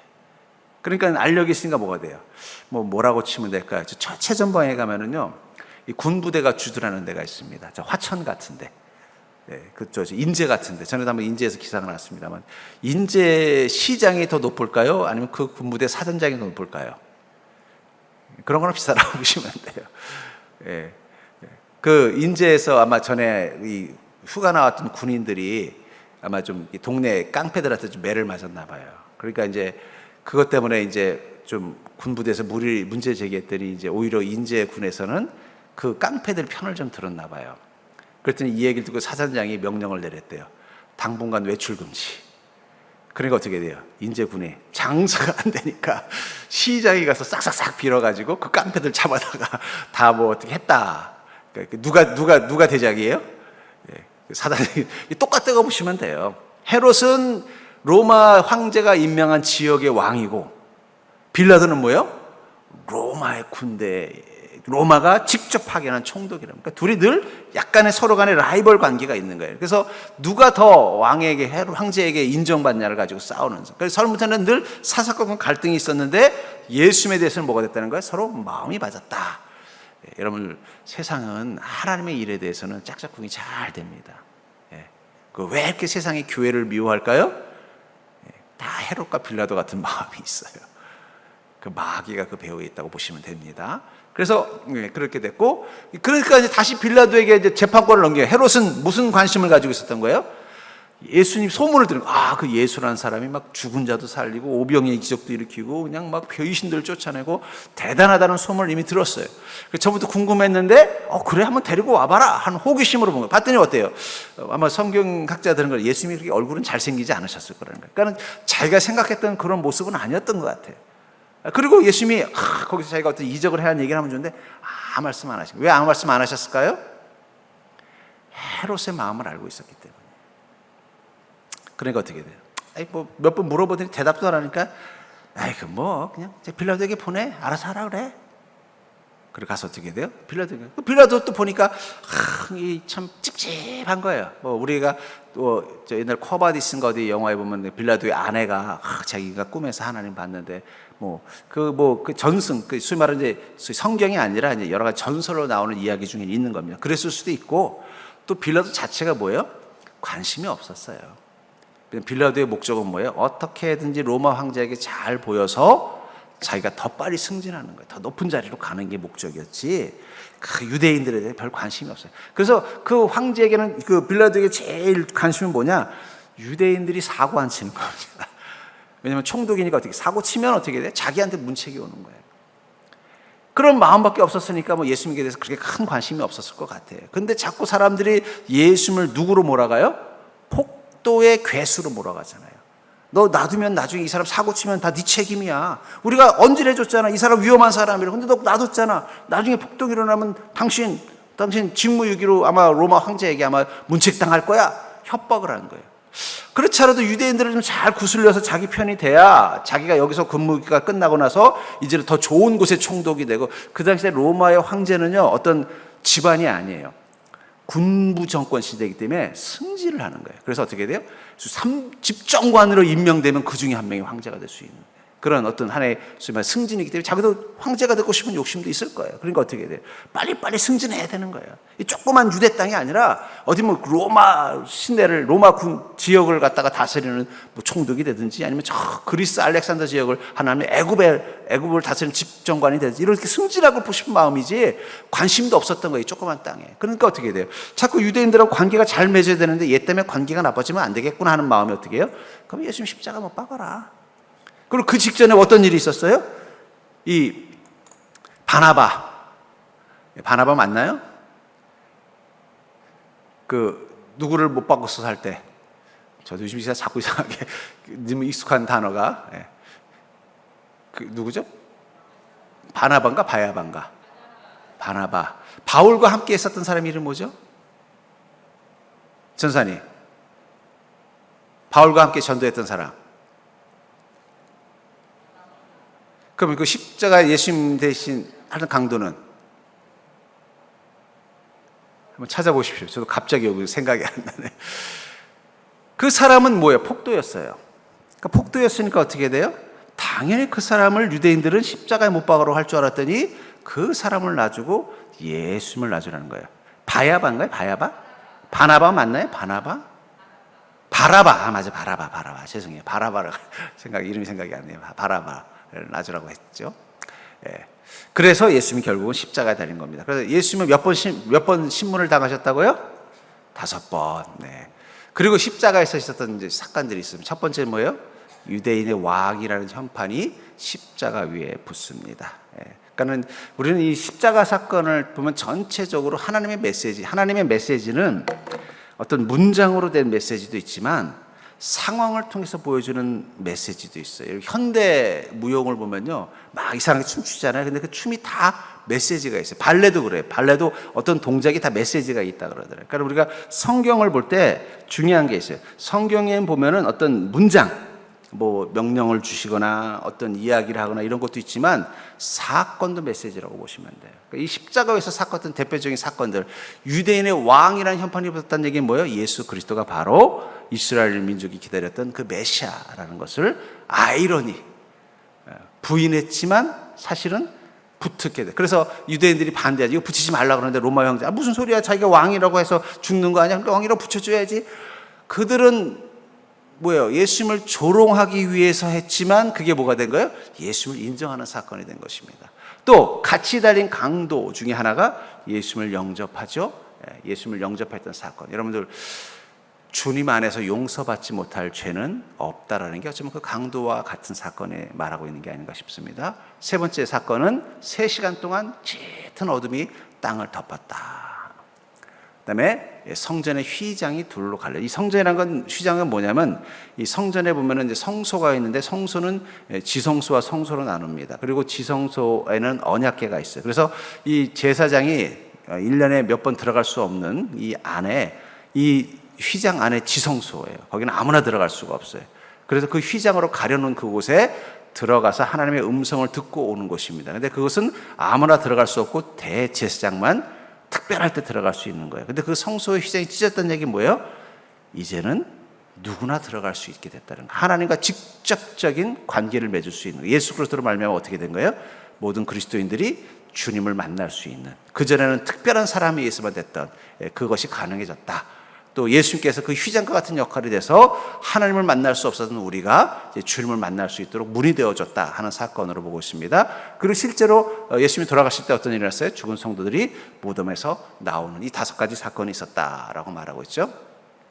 자, 이 십자가 시대에 이제 이 와싱, 우리 죄를 씻어주시고, 그 다음에 십자가에 달려 죽으신 다음에 예스를 예라고 했던 것 같아요. 뭐냐면 예수님께서는 약속하신 대로 3일 만에 부활하셨다라는 거예요. 간절히 원했던 그 부활이 이루어진 겁니다. 이 부활을 통해서 우리에게 주어지는 메시지는 뭐예요? 하나님이 예수님을 제물로 받으셨다는 거예요. 제물로 받으셨다는 얘기는 뭐예요? 우리의 죄가 용서함을 받았다는 것을 뜻하는 것입니다. 결국 예수님이 십자가에서 죽으시고 부활한 사건이 바로 우리가 죄로부터 용서함을 받았다라는 뜻이고, 부활하신 모습을 우리에게 보여주심을 통해서 하나님이 우리를 죄로부터 용서하신 순간 우리에게 무엇이 임한 거예요? 부활할 수 있는 영생을 가진 자, 천국의 백성이 될 수 있는 자격을 가진 자가 됐음을 보여준 거죠. 그래서 예수님께서는 부활하시고 40일 동안 며칠간 머무르셨다고요? 부활하시고 딱 40일만 머무셨어요. 그 40일 동안 9번 부활하신 당신의 모습을 보였다라고 말하고 있습니다. 첫 번째, 누구 앞에 보였느냐? 제일 먼저 본 사람이 누구예요? 막달라 마리아입니다. 요한복음 20장 11절부터 18절을 보면은 마리아는 한번 읽어볼까요? 시작. 구부려 무덤 안을 들여다보니 흰옷 입은 두 천사가 예수의 시체 뉘었던 곳에 하나는 머리편에 하나는 발편에 앉았더라. 천사들이 이르되 여자여 어찌하여 우느냐? 이르되 사람들이 내 주님을 옮겨다가 어디 두었는지 내가 알지 못함이니이다. 이 말을 하고 뒤를 돌이켜 예수께서 서 계신 것을 보았으나 예수이신 줄은 알지 못하더라. 예수께서 이르시되 여자여 어찌하여 울며 누구를 찾느냐 하시니 마리아는 그가 동산지기인 줄 알고 이르되 주여 당신이 옮겼거든 어디 두었는지 내게 이르소서 그리하면 내가 가져가리이다. 예수께서 마리아에 하시거늘 마리아가 돌이켜 히브리 말로 랍오니 하니 이는 선생님이란 말이니라. 예수께서 이르시되 나를 붙들지 말라. 내가 아직 아버지께로 올라가지 아니하였노라. 너는 내 형제들에게 가서 이르되 내가 내 아버지 곧 너희 아버지 내 하나님 곧 너희 하나님께로 올라간다 하라 하시니 막달라 마리아가 가서 제자들에게 내가 주를 보았다 하고 또 주께서 자기에게 이렇게 말씀하셨다 이르니라. 이 사건이 왜 중요하냐? 여전히 부활하신 예수님을 두고도 제자들은 누가 높냐를 가지고 따질 때 뭘 가지고 따졌냐? 누가 먼저 예수님의 부활을 보았느냐를 가지고 따졌어요. 근데 예수님께서 그 첫 번째 부활을 누구한테 보여주셨어요? 베드로가 아니라 막달라 마리아였다니까. 그러니까 여러분, 예수님은 진정한 페미니스트예요. 여성들을 사랑하셨습니다. 그 당시 때는 여성들을 하나의 재물같이 여기던 재산처럼 여기던 시절인데도 주님 어떻게 하신 거예요? 그 여성들을 사랑하십니다. 그러니까 그 페미니스트들이 성경을 싫어해요. 왜 싫어하느냐? 성경은 아버지 하나님을 말하고 있다는 거예요. 이건 남성들의 권력과 폭력으로 만들어진 경전이기 때문에 우리는 받아들일 수 없다 이렇게 말하는 극단적인 페미니스트들이 있어요. 근데 성경을 보면요, 하나님이 여성들을 얼마나 아끼고 사랑했는지가 나옵니다. 그 대표적인 것 중에 하나가 뭐예요? 처음 부활한 모습을 누구에게 보이셨어요? 마리아에게 보이셨다는 거예요. 네, 그 사건이 그런 의미를 가지고 있습니다. 두 번째, 예루살렘의 다른 여인. 두 번째 누구한테 먼저 보이셨어요? 다른 여인들에게도 보이셨다. 마태복음 28장 9절 한번 읽어볼까요? 예수께서 그들을 만나 이르시되 평안하냐 하시거늘 여자들이 나아가 그 발을 붙잡고 경배하니 예수께서 이르시되 무서워하지 말라. 가서 내 형제들에게 갈릴리로 가라 하라. 거기서 나를 보리라 하시니라. 제가 이 장면을 한번 상상해 봤어요. 여자들은 절대 혼자 다니지 않습니다. 같이 다니잖아요. 그래서 당신 먼저 가봐요. 막달라 마리아. 가서 예수님 무덤 그 무슨 장례라도 잘 치러드려야지 하고는 막달라 마리아를 먼저 보냈을 거예요. 그러니까 막달라 마리아가 뭐 어떻게 됐어요? 보고 나서 아이고머니나 하니까 다른 여인들도 봤을 확률이 높습니다. 이건 저의 상상력입니다. 그러니까 여러분들 때로는 주님 앞에서 좀 용기 있게 총대를 매는 것도 필요합니다.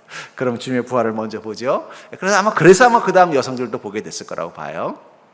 세 번째로는요, 엠마오로 가는 두 제자에게 보이셨다. 이상하죠? 다른 제자들보다 두 제자에게 먼저 보이셨습니다. 누가복음 24장 13절부터 32절을 다 한번 읽어볼까요? 그날에 그중 둘이 예루살렘에서 25리 되는 엠마오라는 마을로 가면서 이 모든 된 일을 서로 이야기하더라. 그들이 서로 이야기하며 문의할 때 예수께서 가까이 이르러 그들과 동행하시나 그들의 눈이 가려져서 그인 줄 알아보지 못하거늘 예수께서 이르시되 너희가 갈 길 가면 서로 주고받느냐 하는 이야기가 무엇이냐 하시니 두 사람이 슬픈 빛을 띠고 머물러 서더라. 그 한 사람이 글로바라 하는 자가 대답하여 이르되 당신이 예루살렘에 체류하면서도 요즘 거기서 된 일을 혼자서 알지 못하느냐? 이르시되 무슨 일이냐? 이르되 나사렛 예수의 일이니 그는 하나님과 모든 백성 앞에서 말과 일에 능하신 선지자 이 건을 우리 대제사장들과 관리들이 사형 판결에 넘겨주어 십자가에 못 박았느니라. 우리는 이 사람이 이스라엘 속량할 자라고 바라보아 바라노라. 이뿐 아니라 이 일이라는 자가 사흘째요. 또한 우리 중에 어떤 여자들이 우리로 놀라게 하였으니 이는 그들이 새벽에 무덤에 갔다가 그의 시체는 보지 못하고 와서 그가 살아나셨다 하는 천사들의 나타남을 보았다 함이라. 또 우리와 함께한 자 중에 두어 사람이 무덤가에 가서 과연 여자들이 말한 바와 같은 걸 보았으나 예수는 보지 못하였느니라 하거늘 이르시되 미련하고 선자들이 말한 모든 것을 마음에 더디 믿는 자들이여 그리스도가 이런 고난을 받고 자기의 영광에 들어가야 할 것이 아니냐 하시고 이에 모세와 모든 선지의 글로 시작하여 모든 성경에 쓴 바 자기가 가는 것을 자세히 설명하시니라. 그들이 가는 마을에 가까이 가며 예수는 더 가까이 가려 하는 것 같이 하시니 그들이 간거나 이르되 우리와 함께 유하사이다. 때가 저물어가고 날이 이미 기울었나이다 하니 이에 그들과 함께 유하러 들어가시니라. 그들과 함께 음식 잡수실 때 떡을 가사 축사하시고 떼어 그들에게 주시니 그들이 눈이 밝아져 그인 줄을 알아보더니 예수는 그들에게 보이지 아니하시는지라. 그들이 서로 말하되 길에서 우리에게 말씀하시고 우리에게 성경을 풀어주실 때 우리 속에서 마음이 뜨겁지 아니하냐 하고. 여기서 참 재밌는 장면이 있죠. 그들은 예수님의 제자였으면 예수님을 알아볼 수 있는 사람들이에요, 못 알아볼 사람들이에요? 당연히 알아볼 수 있는데 못 알아봤다고 말하고 있어요. 얼굴을 가리고 하셔서 그랬을까요? 목소리를 못 들었을까요? 우리가 생각하기엔 이상하죠. 그럼 예수님께서 그때는 변장을 하셨나요? 여러분들 그거 아세요? 우리 눈이 사실은 이 눈의 구조로 보면요, 여러분들이 이 사람을 볼 때 사실은 그 앞에 철망처럼 빛선이 보여야 된대요. 무슨 얘기냐면 우리 원래 눈의 구조는 여러분들 이렇게 맑은 유리너머로 보이는 것처럼 보이지만 사실은 우리 눈의 그 구조가 앞에 이렇게 마치 뭐라고 할까요? 어떤 닭장에 철망이 있는 것처럼 철망 같은 게 사실은 우리 눈에 보여야 된대요. 근데 우리 눈에 그 철망을 본 사람 있습니까? 비문증 말고. 그 왜 그런 줄 아세요? 뇌가 그것을 지워버린대요. 무슨 얘기냐? 여러분들 요즘 컴퓨터 갤럭시 사면은 AI 기능 중에 뭐가 있어요? 사진 찍어가지고 여기 영약 딱 지적해서 AI 딱 누르면 어떻게 돼요? 거기 있는 손을 싹 지워버리고 배경을 그대로 살려주죠? 신기하죠? 근데 우리 뇌는 벌써부터 그렇게 하고 있다는 거예요. 그러니까 원래 우리가 볼 때 정상적인 구조로 보면 눈앞에 이 철망 같은 게 있어야 된대요. 우리 눈이 원래 그렇게 볼 수 있게 만들어져 있다는 거예요. 저도 의학자가 아니고 그런데 하여튼 제가 본 책에서는 그래요. 근데 왜 안 보이느냐? 뇌가 그걸 지워버린대요. 그러니까 우리 뇌가 처음부터 뭐예요? 그거는 왜냐면 필요가 없잖아요. 철망 속에서 사물을 보면 얼마나 불편하겠어요. 그러니까 그거를 뇌가 알아서 지워서 우리 눈에 안 보이게 해주는 거라는 거예요. 그 말은 역으로 생각하면 보는 게 다가 아니라는 거예요. 안 보인다고 없는 게 아니라는 거예요. 우리 눈이 이미 그런 기능으로 안 보이도록 만들어졌기 때문에 안 보이는 거지 그 기능이 없으면 있어야 된다는 거예요. 신기하죠? 안 신기하세요? 저는 책에서 그걸 보고 너무 신기해가지고 깜짝 놀랐어요. 이건 뇌과학자가 말한 거니까 틀린 말이 아닐 겁니다. 뇌신경, 눈, 시신경 각 전문가가 말한 거니까. 근데 왜 안 보이는 거예요? 뇌가 어떻게 해요? 마치 여러분 갤럭시의 것처럼 지우고 보게 해준다는 거예요. 왜냐하면 그게 있으면 불편하잖아요. 그러니까 여러분들 이거는 뭘 말하느냐? 우리는 보는 걸 너무 믿지 말라는 거예요. 보이는 게 전부가 아니에요. 근데 우리는 보이는 것을 우선으로 믿죠. 분명히 주님께서는 부활하신 몸 그대로 이 엠마오로 가는 두 제자 옆에 있었을 거예요. 근데 뭘 하는 거예요? 예수님을 알아보지 못하도록 그들의 뇌 기능에 백도어를 문을 여신 거예요. 그런데 어떻게 돼요? 말씀을 통해서 예수 그리스도가 어떤 분인지를 깨닫고 나니까 그 다음에 보이는 거예요. 여러분들 예수님은 어디 계실까요? 옆에 한번 보세요. 안 보이지만 따라해보세요. 안 보이지만 계시는 줄 믿습니다. 왜 안 보일까요? 그 엠마오로 가는 사람들 예수님이 안 보였어요. 언제부터 보였다고 그랬어요? 말씀이 깨달아지고 뜨거워지니까 그때서야 보였다는 거예요. 그래서 여러분 우리가 왜 말씀을 사모하고 믿음대로 살아야 되느냐? 그러면 보이기 시작하는 거예요. 우리 뇌는 이미 하나님이 그렇게 태초부터 그렇게 하도록 이미 다 세팅해놓고 예수님께서 이 엠마오 제자들을 통해 나타나신 거예요. 신기하지 않습니까? 저는 성경을 볼 때마다 저는 또 성경도 좋아하지만 이 과학에 관심을 가지니까 요즘 과학을 볼 때마다 참 이 하나님이 이 우주를 창조하신 게 맞구나. 어쩌면 처음에는 제가 그런 어떤 인간의 인식 구조에 대한 걸 모를 때는 이 구절이 이해가 안 됐어요. 아니 왜 예수님 못 알아보지? 예수님이 돌아가신 지 얼마 안 됐어요. 그 전까지 이 제자들하고 같이 있었던 거예요. 그러니까 어떻게 돼요? 여기 보면은 여자들이 예수님을 부활했다고 봤다고 말했을 때 이 사람들이 있었다는 얘기는 바로 최근까지도 예수님과 함께 있었던 제자들 중에 하나라는 거예요. 아마 12제자는 아니더라도 70명의 제자 중에 한 명이었을 거라는 거예요. 그럼 그들이 예수님을 못 알아볼 이유가 전혀 없잖아요. 예수님이 무슨 미션 임파서블에 나오는 톰 크루즈처럼 분장을 하고 있었던 게 아닐 거라는 거예요. 그게 인간의 인식 능력의 한계라는 거예요. 저는 이 성경을 보면서 우리가 늘 성경 속에서 우리가 수용할 수 없는 사건들을 볼 때마다 이건 틀렸다라고 생각하면 안 되고 뭐라고 생각해야 된다고요? 내 뇌가 틀렸다라고 생각하는 거 필요해요. 우리의 생각이 불완전하다는 걸 인정하는 시간이에요. 제가 그래서 그전에는 그게 이해되지 않다가 이제 나중에 이제 이 소위 말하는 이 뇌에 대해서 제가 심리학을 공부하면서 뇌에 대해서 관심을 가지면서 그런 장면을 책으로 보고 나니까 갑자기 뒤통수를 딱 맞은 것 같더라고요. 아, 그렇구나. 우리는 충분히 우리 스스로를 속일 수 있구나. 뇌는 속일 수 있어요. 여러분, 뇌는 여러분들을 이렇게 절대 순종하지 않습니다. 뇌는 여러분들을 속여요. 예. 그 도파민 중독도 다 속이는 행위들이에요. 속이는 거 많습니다, 여러분들. 근데 우리는 어떻게 해요? 철석같이 믿고 뇌가 시키는 대로 하는 게 진리라고 생각하기 때문에 계속 어리석은 삶을 살아가는 거예요. 저는 이 엠마오 사건이 그런 것 같아요.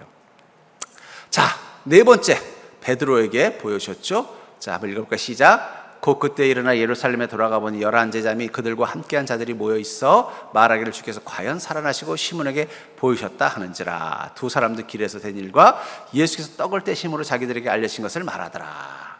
네. 다섯 번째, 도마가 빠진 10제자에게, 베드로를 뺀 거죠. 도마가 빠진 10제자에게 또 보이셨죠. 이 말할 때 예수께서 친히 그들 가운데 서서 이르되 너희에게 평강이 있을지어다 하시니 그들이 놀라고 무서워하여 그 보는 것을 영으로 생각하는지라. 예수께서 이르시되 어찌하여 두려워하며 어찌하여 마음에 의심이 일어나느냐. 내 손과 발을 보고 나인 줄 알라. 또 나를 만져보라. 영은 살과 뼈가 없으되 너희 보는 바와 같이 나는 있느니라. 이 말씀을 하시고 손과 발을 보이시나. 그들이 너무 기쁨으로 아직도 믿지 못하고 놀라 여길 때 이르시되 여기 무슨 먹을 것이 있느냐 하시니 이에 구운 생선 한 토막을 드리니라. 여러분, 여기 참 재밌는 문장이 있어요. 뭐냐면 그들이 너무 기쁨으로 아직도 믿지 못하고 놀랍게 여긴다. 여러분들, 우리의 잘못된 신념은 사실도 못 보게 만들 수 있는 거예요. 예수님이 보여주는데도 뭐예요? 아이고, 사람이 어떻게 부활해 하는 마음이 어떻게 돼요? 못 보게 만들 수 있다는 거예요. 자기의 신념을 너무 믿지 마십시오. 바드사 그 앞에서 잡수시더라. 그 다음에 어떻게 돼요? 11제자를 뺀 도마에게 보이죠?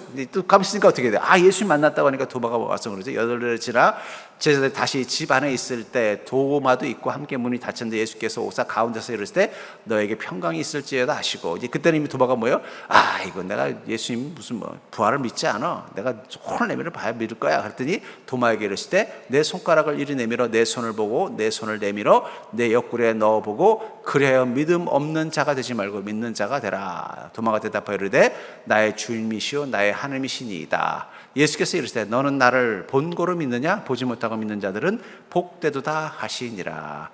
예수께서 제자들 앞에서 이 책에 기록되지 않은 다른 표적도 많이 행하셨으나 오직 이것을 기록하면 너희로 예수께서 하나님의 아들 그리스도이심을 믿게 하려 하며 또 너희로 믿고 그 이름을 힘입어 생명을 얻게 하려 함이니라 하면서 도마에게 보셨죠. 그 다음 7번째는 산에서 500명이 넘는 사람들에게 보이셨다라고 말해요. 예수님은 제자들 12명의 제자들에게만 보이고 예수님을 따르는 특별한 여인들에게만 보는 게 아니라 적어도 500명이 넘는 사람에게 보였다고 말하고 있어요. 어디 성경 구절이냐? 고린도서 15장 4절부터 6절입니다.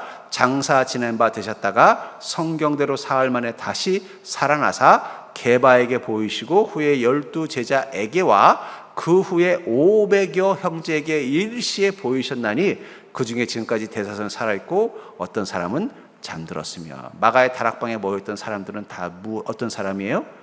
부활하신 예수님을 본 사람들일 거라고 봐요. 그 500명은 아마 마가의 다락방에 있었던 사람들일 거예요. 그러니까 여러분, 교회는 예수 그리스도의 부활을 본 사람들만 자격을 갖는 것입니다. 그리스도인은. 교회 구성원은 예수 그리스도의 부활을 본격한 사람들, 이 500의 형제에 해당되는 사람들, 그들에게 무엇이 임하시는 거예요? 성령이 임하시는 거예요. 그리고 이제 8번째, 예수님의 동생 야고보에게 보인 겁니다. 이거 되게 중요한 사건이에요. 왜냐하면 초대교회 때 이스라엘 교회 담임 목사는 베드로가 아니에요. 누구였을까요? 야고보, 예수님의 동생 야고보였어요. 그전에는 형님이 미쳤다고 생각해서 데리고 가려고 했었던 동생이에요. 받아들이지, 어머니를 제외하고는 예수님을 하나님으로 받아들이지 못했는데 무엇을 본 거예요? 분명히 아마 예수님께서 십자가를 죽으실 때 마리아 옆에 누가 있었을까요? 이 야고보도 있었을 거예요. 그렇죠. 그래도 형님 죽는다는데 왔겠죠. 본 거예요. 눈앞에서 죽어가는 걸. 피를 흘리시고 숨을 거두는 걸 본 거예요. 그래서 아마 그랬을 거예요. 아이고, 이제 뭐 6월절 끝나고 나면 엄마 가서 우리 형님 장례라도 치러 줍시다. 이 마음 가지고 있는데 누가 나타난 거예요? 야고보가. 그 후에 야고보에게 보이셨으며 그 후에 모든 사도에게와 맨 나중에 만삭되지 못하여는 나 같은 내게 바울 목사를 말합니다. 내게도 보이셨느니라. 이 야고보는 사도 야고보가 아니라 예수님의 동생 야고보입니다. 그래서 초대교회 예루살렘 교회 담임 목사는 예수님의 동생 야고보예요. 그럼 재밌잖아요. 그럼 왜 예수님의 동생 야고보가 초대교회 담임 목사가 됐을까요? 제자들을 제치고. 성도들의 눈에 예수님의 동생 야고보를 보면 누가 떠오를까요? 예수님이 떠오르지 않겠냐는 거예요. 네. 저랑 가끔 제가 앨범에서 저랑 제 동생 사진 보면요, 세상 사람들은 단박에 알아볼 것 같아요. 그 목사님 동생이죠? 닮았어요. 아마 이 부활하신 예수님을 보고 나서 야고보도 예수님의 제자가 되었겠지만 그가 가지고 있는 장점 중에 하나가 뭐예요? 육으로 계신 예수님을 가장 많이 닮아 있었잖아요. 그러니까 그분이 어떻게 해요? 담임 목사로서의 귀한 역할을 감당하시지 않았을까 하는 생각이 듭니다. 마지막으로 승천하기 직전 제자들에게 한 번 더 보이시죠? 사도행전 1장 3절부터 7절. 그가 고난 받으신 후에 또한 그들에게 확실한 많은 증거로 친히 살아계심을 나타내사 40일 동안 그들에게 보이심. 며칠을 보이셨다고요? 40일. 그러니까 예수님이 부활하시고 40일 동안 왜 계셨던 거예요? 부활하신 모습을 보여준 거예요. 왜냐하면 인간들은 봐야 믿기 때문입니다. 봐야 믿기 때문에. 근데 저는 참 이상한 걸 봐요. 이왕 부활한 걸 보여주려면 차라리 가야바한테 보여줬으면 어떻게 했을까요? 빌라도에게 보여줬으면 어떻게 했을까요? 헤로드 왕에게 보여줬으면 어떻게 했을까요? 아마 깜짝 놀랐을 거예요. 근데 분명히 그 사람들은 보았어도 못 봤다고 그랬을 거예요. 왜 그럴까요? 예수님 봤다 그러면 자신들이 한 게 죄가 되잖아요. 그리고 그럼 그 순간 자신의 모든 기득권을 내려놔야 되잖아요. 절대 봤다고 안 할 겁니다. 누구만 봤다고 할 수 있어요? 예수님을 따른 자들만 봤다고 할 거예요. 그가 고난받은 후에 또한 그들에게 확실한 많은 증거로 친히 살아계심을 나타내서 40일 동안 그들에게 보이시며 하나님 나라의 일을 말하니라. 사도와 함께 모이사 그들에게 분부하여 이르시되 예루살렘을 떠나지 말고 내게서 들은 바 아버지께서 약속하신 것을 기다리라. 요한은 물로 침례를 베풀었으나 너희는 몇 날이 못되어 성령으로 침례를 받으리라 하셨느니라. 그들이 모였을 때 예수께서 여쭈어 이르되 주께서 이스라엘 나라를 회복하심이 이때니까 하니 이르시되 때와 시기는 아버지께서 자기의 권한에 두셨으니 너희가 알 바가 아니요 오직 성령이 너에게 임하시면 너희가 권능을 받고 예루살렘과 온 유대와 사마리아와 땅끝까지 이르러 내 증인이 되리라 하시니라. 이 말씀을 마치고 그들이 보는데 올려져 가시니 구름이 그를 가려 보이지 않게 하더라. 올라가실 때 제자들이 자세히 하늘을 쳐다보고 있는데 흰 옷 입은 두 사람이 그들 곁에 서서 이르되 갈리 사람들아 어찌하여 서서 하늘을 쳐다보느냐 너희 가운데서 하늘로 올려진 이 예수는 하늘로 가신 분 그대로 오시리라 하였느니라. 제자들이 감람원이라 하는 산으로부터 예루살렘에 돌아오니 이 산은 예루살렘에서 가까워 안식일에 가기 알맞은 날이니라. 마지막으로 예수님은 부활하신 모습을 제자들에게 보이고는 하늘로 올라가셨다는 거예요. 자, 마지막 이제 예수님의 생애 마지막에 지온 제트를 시온이라고 그러죠. 시온은 시온산에 세워진 예루살렘의 다른 이름이에요. 성경에 시온이라는 말이 있고 시온산이라는 말이 이걸 좀 여러분들이 헷갈릴 것 같아서 좀 정리를 해드렸습니다. 자, 이 아브라함이 이삭을 제물로 바친 곳이 어디예요? 모리아산. 제가 지난주 설교 때 조금 착각했습니다만 이 신의 산이 아니라 모리아산이에요. 그 모리아산을 아브라함은 뭐라고 불렀다고 그랬죠? 여호와 이레라고 불렀죠. 그곳이 어디냐? 시온산이에요. 그럼 시온산은 어디 있느냐? 예루살렘에 있습니다. 예루살렘 안에 있는 산이 시온산이에요. 서울에 가면 유명한 산 두 개가 있죠. 뭐예요? 북한산, 관악산 그런 것처럼 예루살렘. 그래서 이 시온은 시온산 예루살렘을 상징하는, 다시 말해서 하나님이 다스리는 땅, 하나님의 나라를 상징할 때 이 시온이라는 말을 씁니다. 그래서 이 시온은 사람들이 예수님의 부활을 믿고 예수 그리스도를 영접하는 것이고, 그러니까 옛날에 어떤 후락부락한 사람이 와가지고 남산에서 왔습니다. 그럼 뭔지 아세요? 정보부에서 온 거예요. 왜냐하면 남산에 정보부가 있었거든요. 그런 것처럼 이 시온이라는 말은 뭐예요? 주님께서 우리 부활하신 곳, 또 주님을 영접하는 곳, 또 예수님의 사람들이 예수님의 재림을 기다리는 곳. 그러니까 아까 그 말한 그들이 기다렸던 곳도 어디예요? 바로 그 시온인 것입니다. 예수님의 영이신 성령님을 영접한 이들의 공동체, 이게 시온. 결국은 이 시대의 시온은 뭐예요? 교회입니다. 교회. 그러니까 여러분들은 우리는 이미 예수 그리스도를 만나고 예수 그리스도의 십자가와 부활을 목격한 이후로 예수님의 제자와 똑같은 인생을 사는 자예요. 그러니까 누구는 제자고 누구는 제자가 아닌 게 아니에요. 모든 그리스도인은 제자일 수밖에 없어요. 그리고 그들은 뭐예요?